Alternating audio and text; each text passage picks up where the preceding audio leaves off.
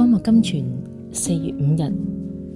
列王紀下4章第4節，關上門，你和你兒子在裏面。唔知大家有冇留心過，我哋同神內室嘅關係。當我哋願意關上門，與外界隔離，專一咁親近上帝嘅時候，我哋就會發現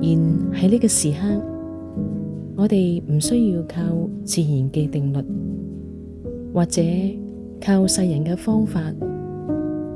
我哋甚至會發現，除咗教會嘅幫助之外，我哋同神仲可以聯結一個更加親密嘅內室關係。我哋甚至可以超脫嗰啲可靠嘅環境同埋可靠嘅幫助，喺屬靈嘅深處進入蔚藍嘅邊際同埋佈滿星辰嘅時空，接觸嗰個奇蹟嘅生命源頭。事實上，喺信徒嘅每一個歷程當中，都必須要進入一個密室裏邊操練禱告嘅信心。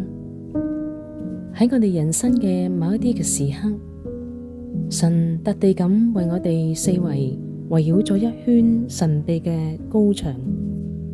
斷絕一切人嘅計謀同埋辦法，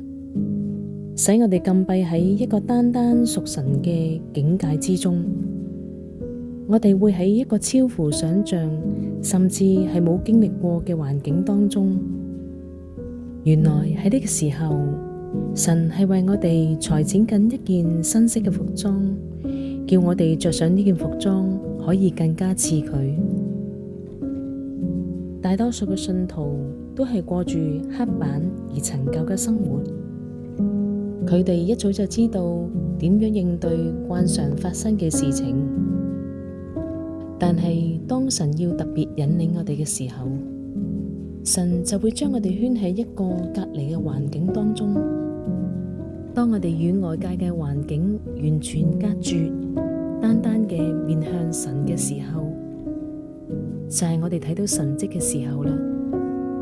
願神祝福你。